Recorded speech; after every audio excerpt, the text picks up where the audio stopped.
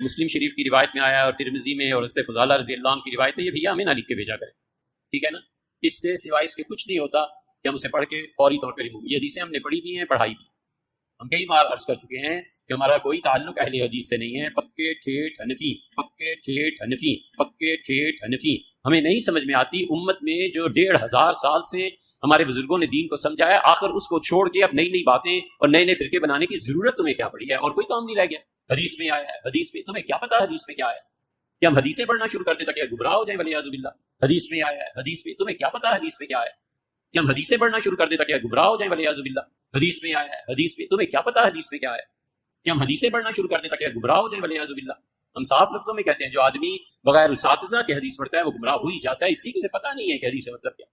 اچھا، یہ ان کا ایٹیچیوڈ کیا اپنے بابوں کے فتووں کے بارے میں کبھی ہوگا؟ کبھی یہ مفتی کہے گا کہ میں بہشتی زیور کے مجھے والے نہ بھیجا کرو، میں بہشتی زیور پڑھوں اور گمراہ ہو جاؤں، میں فتاوی عالمگیریہ پڑھوں اور گمراہ ہو جاؤں؟ یہ کیا ہر وقت تم نے فتاوی شامی، رد المختار، در مختار لگائی ہوتی ہے، یہ مجھے نہ بھیجا کرو؟ کبھی یہ بات کریں گے؟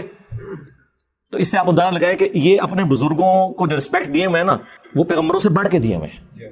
آپ کو تو سناتے ہیں نا آیت لا ترفعوا اصواتکم فوق صوت النبی، اس سے آپ کو عصمت مصطفیٰ تو بتاتے ہیں، یہ نہیں بتاتے کہ جو شخص رسول اللہ کے حضور آواز بلند کرے وہ تو گستاخ رسول، اور جو حضور کی بات کا مذاق اڑائے وہ اس تو بڑا گستاخ، اور وہ یہ سارے ہیں کٹر ٹھیٹ انفی۔ تسی لوگ ہو حدیث حدیث، تیرے سامنے حضرت عمر بیٹھے ہو تو میں دیکھتا ہوں کہ وہ پھر کہ یا رسول اللہ اجازت دیں، تم لوگ ہو گستاخ رسول، حدیثوں کا مذاق اڑانے والے۔ یہ رسول اللہ کی اس سے بڑے لیول کی توہین ہے کہ کوئی حضور کی موجودگی میں آواز بلند کرے، اس سے بڑی توہین یہ ہے کہ کوئی حضور کی بات کا مذاق اڑائے۔ وہ تو صحابہ کا نہیں اللہ نے برداشت کیا، حالانکہ انہوں نے مذاق نہیں اڑایا۔ اب مجھے بتائیں کہ وہ اللہ ایسے لوگوں کے ساتھ کیا کرے گا جو نبی علیہ السلام کے فرامین کا یوں مذاق اڑاتے ہیں؟ حدیث حدیث حدیث پڑھ کے گمراہ ہو جائیں گے۔ اوے تم لوگوں نے عزتیں ویل کی ہیں اللہ اور اس کے رسول کے نام کے اوپر، چندے اکٹھے کیے ہیں، جدادیں بنائی ہیں، کوئی محنت سے نہیں کمایا تم لوگوں نے، اللہ رسول کے نام کا کھا رہے ہو، اور بات یہ کرتے ہو کہ حدیثیں ہمیں سناؤ ہم گمراہ ہو جائیں گے۔ عزتیں ویل کی اللہ اور اس کے رسول کے نام کے اوپر، سواریاں سوار کی مکے اور مدینے کی آوازیں لگا کر اور پھینک دی جا کے دیوبند میں اور بریلی میں۔ غدار ہو تم رسول اللہ کے صلی اللہ علیہ وسلم، پکے غدار ہو۔ اسی لیے دیکھو پھر اللہ نے تمہارے اوپر چیز کیا چھوڑی ہے، ہاں نبی کے جیسا ہے ہی کوئی نہیں، باپ بیٹے شے ہی کوئی نہیں۔ حدیثیں نہ سناؤ میں، تنوسی فتاوی شامی سنائیے، در مختار کے حاشیہ رد المختار، جس میں لکھا ہے کہ اگر آپ کو یقین ہو کہ اپنے خون اور پیشاب سے سورہ فاتحہ ماتھے پر یا تعویذ لکھنے سے شفا ہو تو آپ کر سکتے ہیں۔ اے تیرے بابے نہیں کٹر ٹھیٹ انفی، بول کہ تیرے بابے نے گستاخی کی ہے۔ کوئی زیادہ پرانا نہیں ہے، 1252 ہجری میں یہ مرا ہے ابن عابدین شامی، کسی کی جرت نہیں کہ اختلاف کر جائے۔ یہ ان کو لکھ کے بھیجے نا، ہاں اس کو پڑھ کے کوئی گمراہ نہیں ہوتا۔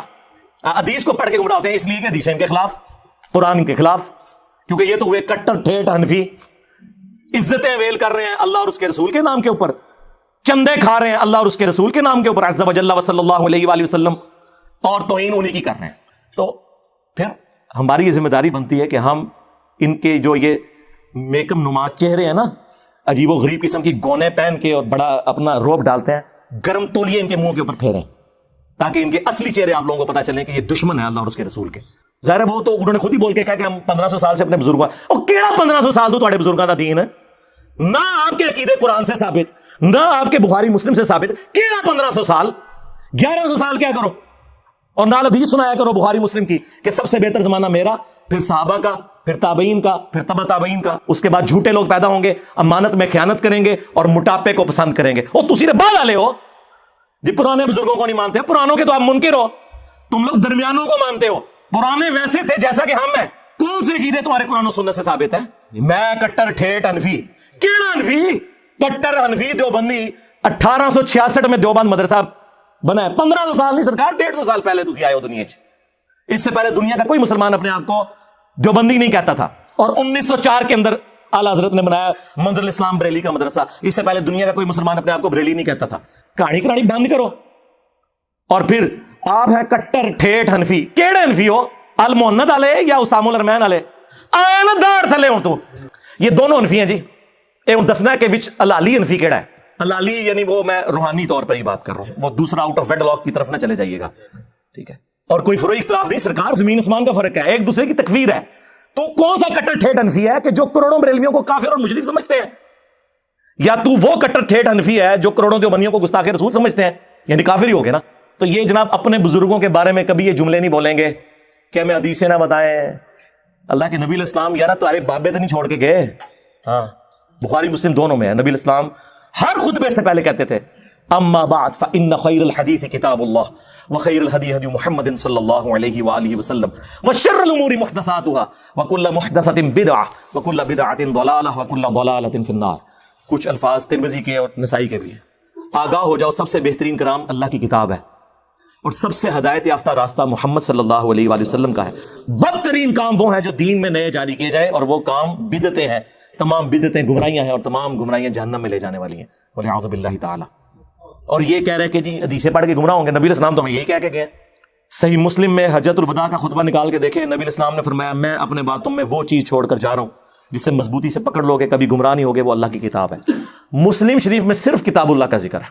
سنت کو ماننا کتاب اللہ ہی کو ماننا ہے. من یطیع الرسول فقد اطاع اللہ. البتہ ایک حسن درجے کی روایت المستدرک للحاکم میں ہے, وہاں پہ کتاب اور سنت دونوں کا ذکر ہے کہ ان دونوں کو مضبوطی سے پکڑ لینا. کوئی بابا پکڑنے کے لیے نبی الاسلام نے نہیں فرمایا. حالانکہ نبی الاسلام کے پاس تو وہ بابے تھے جو چھوڑے بھی جا سکتے تھے. کون؟ صحابہ کرام, اہل بیت, خلفاء راشدین. لیکن نبی الاسلام کو پتا تھا کہ کچھ عرصے بعد انہوں نے بھی تو فوت ہو جانا ہے. آج کی ڈیٹ میں جو رسول اللہ کا سٹیٹس ہے وہی اہل بیت کا اور صحابہ کرام کا سٹیٹس ہے. سب دنیا سے چلے گئے. البتہ قرآن دنیا میں موجود, سنت کا ریٹن ریکارڈ موجود, اس لیے حضور نے وہ بات کی جو آخری انسان تک کے لیے بچنی تھی. اور پھر اس کو سپر سیڈ کرنے والا خطبہ غدیر خم کا خطبہ صحیح مسلم کے اندر, اے لوگوں آگاہ ہو جاؤ میں بھی ایک انسان ہوں, قریب ہے کہ اللہ کا قاصد یعنی موت کا فرشتہ میرے پاس آئے اور میں اس کی دعوت قبول کر لوں. میں اپنے باتوں میں دو بھاری چیزیں چھوڑ کر جا رہا ہوں. ان میں سے پہلی چیز اللہ کی کتاب ہے, اس میں ہدایت ہے, اس میں نور ہے. تم اللہ کی کتاب کو پکڑو, اپنا تعلق اس کتاب کے ساتھ مضبوط کرو. اللہ کی کتاب اللہ کی رسی ہے, جو اسے پکڑے گا ہدایت پر ہوگا, جو چھوڑ دے گا گمراہ ہو جائے گا. زید بن ارقم کہتے ہیں کہ رسول اللہ پھر ہمیں بار بار کہتے رہے اللہ کی کتاب, اللہ کی کتاب, اللہ کی کتاب. اور پھر فرمایا دوسری بھاری چیز میرے اہل البیت ہیں, میں اپنے اہل البیت کے بارے میں تمہیں اللہ کا خوف دلاتا ہوں. اور یہ جملہ آپ نے 3 دفعہ ریپیٹ کیا. لیکن امت بالکل الٹ چلی, نہ قرآن کو پکڑا نہ اہل بیت کو زندہ چھوڑا, بالکل الٹ چلی. تو نبی علیہ السلام تو بات ہی قرآن سنت اہل البیت کی کر رہے ہیں, یہ اپنے بزرگوں کو لے کے چل رہے ہیں.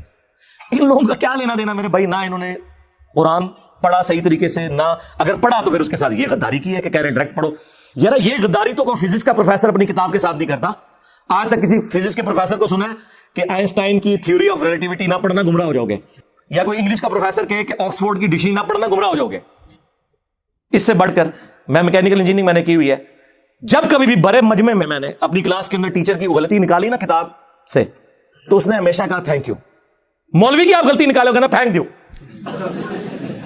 یعنی ایک دنیاوی ٹیچر جسے یہ سمجھتے ہیں, ہم تو اس تعلیم کو بھی دین کا حصہ سمجھتے ہیں, فزیکل فنامین آف نیچر کی تعلیم ہے, سائنس کی, وہ اپنی کتابوں کے غدار نہیں ہے. یہ لوگ اپنی کتابوں کے غدار ہیں اور اس سے بڑھ کر ان کتابوں سے کھا رہے ہیں.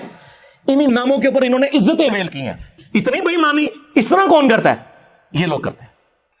میں کٹر ٹھیٹ حنفی, بول پھر کہ میں وہ کٹر ٹھیٹ حنفی کہ جس کے بابے نے الامداد رسالے میں لا الہ الا اللہ اشرف علی تھانوی رسول اللہ کو انڈورس کیا ہوا ہے. آیا نا داڑ تلے. ہاں میں وہ کٹر ٹھیٹ حنفی. کبھی اس پہ بھی پرچی پڑھنا کہ اشرف تھانوی صاحب کو عقل کے ناخن لے کہ آپ یہ کیا بات کر رہے ہیں, کہ اس میں بڑی تسلی ہے کہ تیرا پیر متبع سنت ہے. کیا خلفائے راشدین اس طریقے سے کرتے تھے؟ اور پھر آل محنت کے جو عقیدے ہیں وہ تو میں پوری دنیا کے دیوبندیوں کو کہہ رہا ہوں کہ صرف 3 عقیدے سرکار, ویسے تو اس کے اندر بہت کچھ ہے, 3 عقیدے بتائے ہوئے ہیں. اس کو قرآن و سنت کی روشنی میں آ کے جسٹیفائی کریں. میں کٹر ٹھیٹ حنفی صاحب, آپ آ جائیں میدان میں.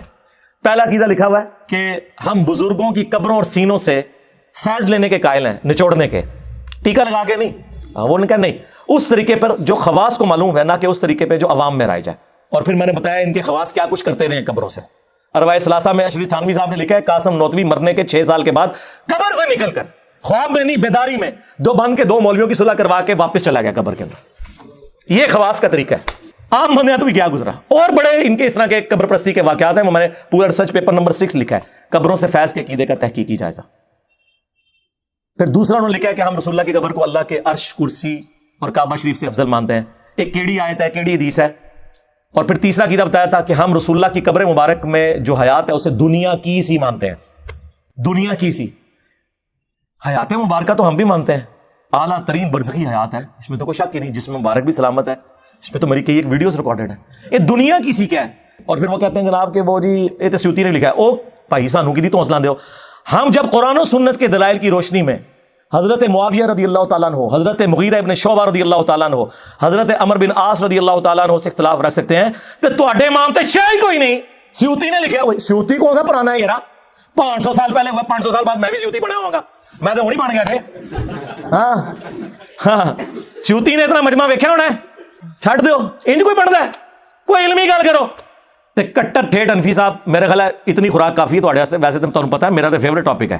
ہاں میں تو کوئی موقع نہیں جاننے دوں گا کہ میں ڈرل کروں گا ان کی پبلک کے دماغ میں کہ سوچو کہ یہ تم لوگ کن لوگوں کے پیچھے لگے ہوئے ہو. یہ وہ لوگ ہیں جنہوں نے عزتیں اللہ اور اس کے رسول کے نام کے اوپر اویل کی ہیں اور قرآن و سنت کے نام سے چڑھتے ہیں اور کہتے ہیں ہمیں نا لکھ کے بھیجا کرو. ہم تو یہ پڑھ کے ریموو کر دیتے ہیں.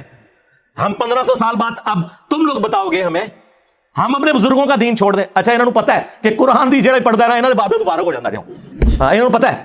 جی سب تو بڑی مثال میں وہاں 2002 میں عمرے پہ گیا. غلاف کعبہ پکڑ کے دعا مانگی تھی اللہ مجھے بریلوی مارنا. شکر ہے قبول نہیں ہوئی. منو کہنا چاہیے یا اللہ منو مسلمان ماری.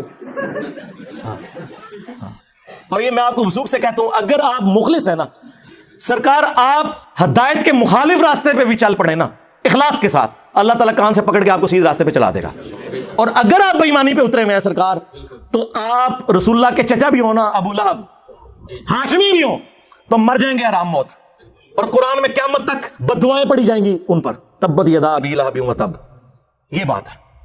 نسبت بھی اسی وقت کام آتی ہے جب آپ نبیوں کی آواز کے اوپر لبیک کہتے ہیں.